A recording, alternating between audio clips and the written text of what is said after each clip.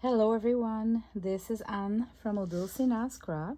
In this video, I'm gonna show you how I did this gorgeous.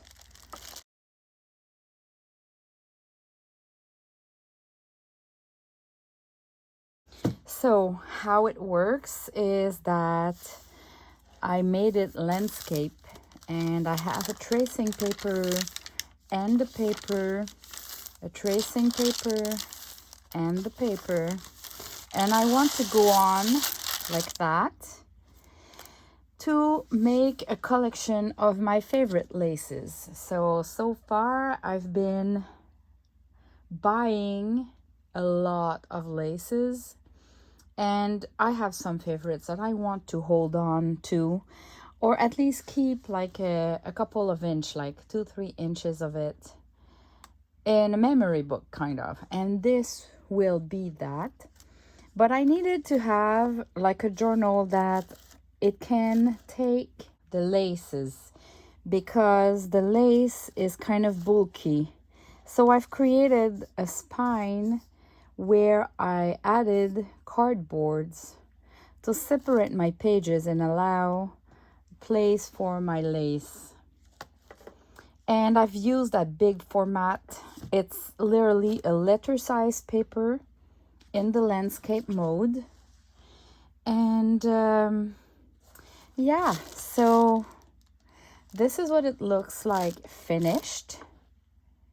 But I'm gonna show you how I did that. If you're interested, just stay in this video, and I'm gonna do this whole structure reaching this point. Then I'm gonna create another video to start filling it and give you some ideas, because I've been working on digitals for collecting laces and tagging laces and identifying laces for over a year. Yeah, I've not been efficient because I kind of was looking for the perfect ideas. So as soon as I'm gonna work in this book for myself, putting my own collection of laces there and identify them, like where I took it. Is it a Crafty Me shop lace or whatsoever? And which price is by the applique or the yard or the meter? So I don't know, in 5, 10, 15 years, I can go back and I'm gonna be surprised that I have the price there and have a comparable. So this is my project for the next weeks, I guess, and it's going to be an uncontinuing project. So if you're interested, you might follow that series. I'm going to create a lace collection book series in my playlists, so they will be all grouped together. And okay, enough talking. You'll see with time what it's where I'm going with that, but I'm going to release some digitals as far as I go with filling my book. You're going to have little digitals to go with to identify the laces and make it cute. Let's start. First, you need some good cardboards, and it is so thick that the trimmer won't go through it totally in one shot. And this is perfect for us because it allows us to have a cover that we can kind of flip a little bit. Then I took some lunch bag and I 3D embossed them with my Big Shot machine. And that could be design paper or any kind of papers that you're gonna glue to your cardboards on both sides, everywhere if possible. I'm using the glue stick because the lunch bag are so a thin paper that I find the other kind of glues are either too strong or it will leave some marks here and there. So the glue stick is kind of perfect for that, but I need to be really generous and not leave any gap. That's the trick for glue sticks. The size of my cardboards are a letter size format, so they are 8.5 by 11 inches. But you can do any size, right? It's just because I wanted a big album so I can put a lot of laces there. But it can be really any size, and because the lunch bag and the embossing cannot be as big as a letter size format in one piece, I am doing kind of a collage of pieces of lunch bags that are 3D embossed, and I'm going to use different patterns so it kind of make a little difference between them in my collage. I love the look of the lunch bags, that craft color. But you could do the same if you don't have any lunch bag. Those packaging papers from, let's say, Amazon or that kind of stuff would work for that kind of project too. Even if it's not 3D embossed, that could be just like a craft color paper journal cover. That would look great too. So I completed for now my cover and both the cardboards. I didn't cover it totally because I thought I wanted to put some design paper or something else on kind of the spine, this part that folds. But you'll see later that I'm gonna need to add more papers because I kind of changed my mind. So if I have a suggestion for you, cover it totally 100% everywhere and you won't go wrong with that. So I'm measuring here, my cut is exactly at 1.5 inches. So now I'm gonna do other pieces length of cardboards that are the same length by 1.5 inches large, because I need them as separators between my papers to create a space. So the trick, because the cardboard is thick, is that I'm cutting on one side. I fold it a little bit so I can see my fold line, and then I switch the cardboard to the other side and I cut the other side following that folded line, and it cuts perfectly the cardboard even if it's too thick for the cutter. So now I'm gonna set up my pages. So these are full-size letter format papers, and these are onion skin papers. It's kind of a tracing paper, but it's a little bit more grungy and thicker. It makes more noises. I love those papers, but the onion skin papers are most of the time out of stock on Amazon, and they are double the price of tracing paper, if not third the price. So I keep them only for special projects. I added some masking tape, and the only one I could find was that green one, but it doesn't matter, it's gonna be totally hidden, just so it is more robust and won't tear easily. I tried different combinations, so it's up to you, but at the end I've put one piece of cardboard for each set of one coffee stain paper and one onion skin paper that has been coffee stained as well.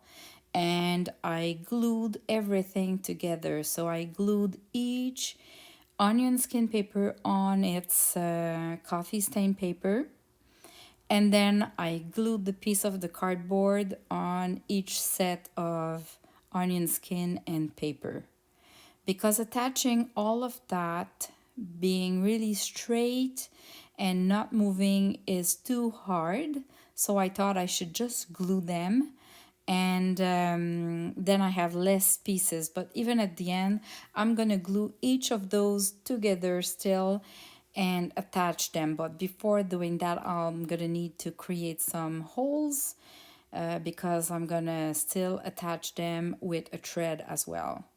So applying the glue, I could have put less glue, I agree. But yeah, I glued every onion skin paper on the coffee stain paper and the cardboard on it.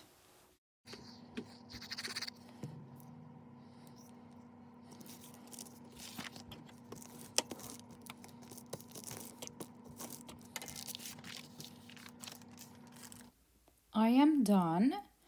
I have, for each page, I have its onion skin and the cardboard. And now what I want to do is to create a hole, two spot holes, because they're going to be all glued together, but I need to create the holes before attaching them together. And I'm going to do a template, and I'm going to follow that template for each of those pages. So now that my holes are done, I'm gonna glue all of those cardboards, the trio pack, together, because this was my first attempt and I tried to attach that, and I thought, okay, I'm gonna need eyelets first, and then it was still moving too much, so I'm gonna glue them.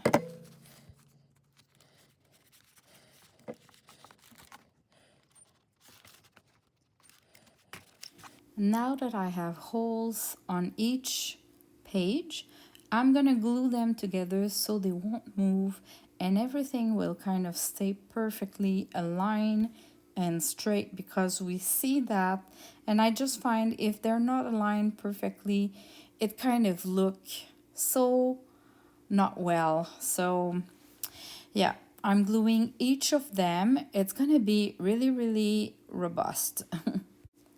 And I go on like that for the whole pile. And this is what it looks like. It's a big block. And then this is where I did my first mistake. I've applied the glue on the cover right away and attached the signature with a wax thread in those highlights. But I didn't reinforce the fold of the cover, and I just thought later on that was not a good idea. First, I didn't put enough paper, so because I wanted to cover it, and I kind of forgot because I was filming myself, I guess. I'll blame it on that. See, we see that the finishing is not good, so I teared it apart and I'm redoing it. Nobody will know, but I've placed a fabric, as you can see, to reinforce the fold, and now I'm ready to glue it back. So I'm gluing again the cardboard. This time I'm going to use fabric tack just because I've added fabric, but I don't think it was a must. It could have been the art glitter glue still. And I've put a hole into my fabric so I can thread it. So I'm gonna thread it again, and now with each of those pages glued together and the thread that holds everything together on top of that, I don't think it's gonna fall apart soon. I've used a flat waxed thread to just secure all of that, and the beauty of that is that I can hide the knot in the holes. The masterpiece of this journal is that French lace, and it's from Crafty Me Shop. This is where I realized that I didn't want to see the cardboard through the lace, so I decided to add more paper. My paper was not large enough, so anyway, I placed it away that it would cover and not see through with the lace. And that is the beauty with junk journals and the crafting. We can always add more. There's no real mistakes. You can always add another layer or glue something else, undo, redo. There's no real mistakes. And this is what you see in this video, just the reality. If you don't have a big piece of lace like I'm using for this project, you could put like a design paper instead of this 3D embossed paper that I'm applying to hide the thread and kind of the spine of the journal. This could be design paper, and then you just put a smaller piece of lace just on the cover, between those two sections of papers. So mine was so large and beautiful that I've used it to cover both sides of the covers and the spine. But you could put some design papers and just put a little piece of lace. Or it can be kind of a snippet of lace that you can make on your own.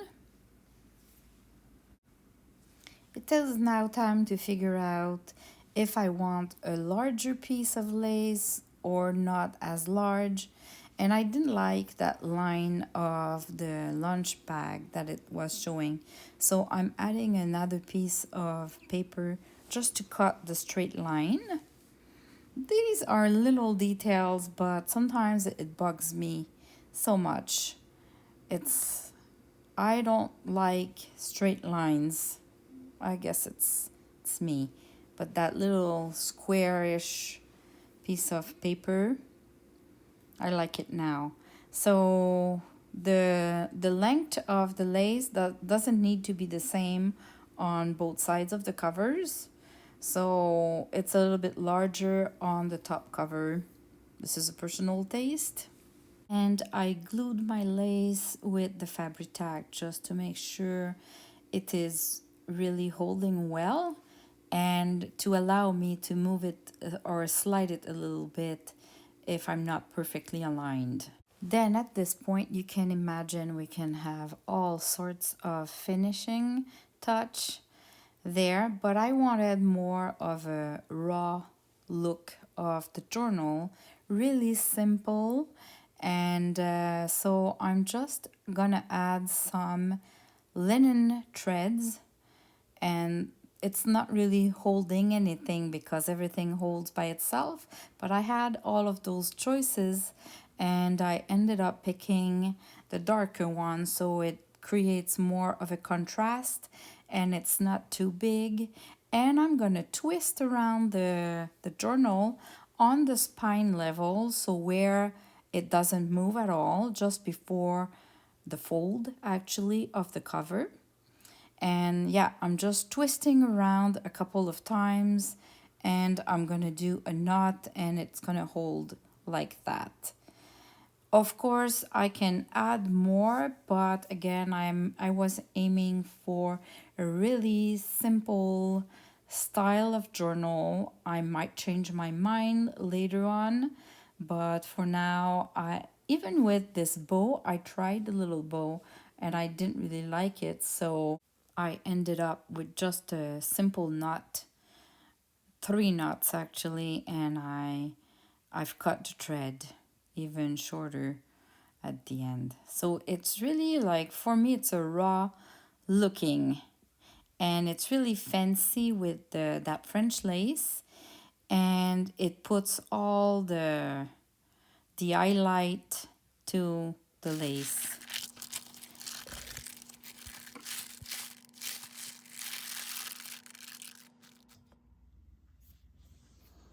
I want to decorate the cover here. I've placed some fabric here to make it really stronger because we're gonna fold and unfold all the time.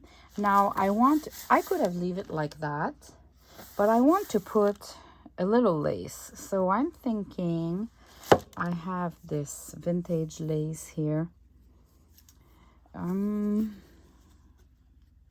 Maybe I can place something like that. It is really simple, really cute. The tones are matching. Then I was trying to see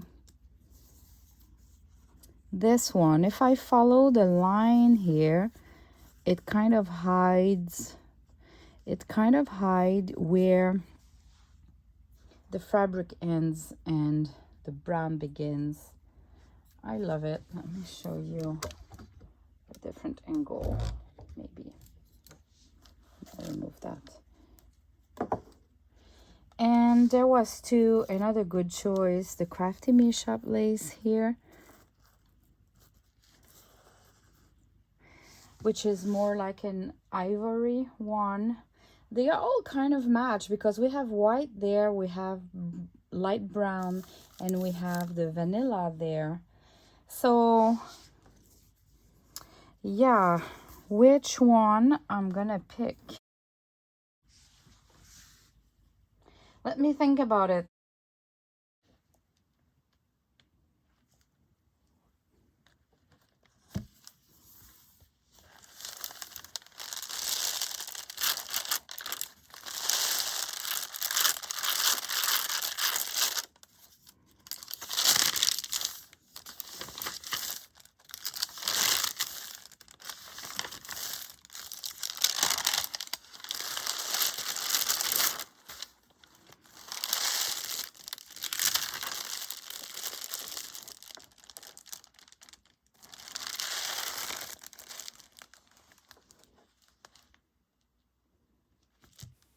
We can see all the aligned cardboard here.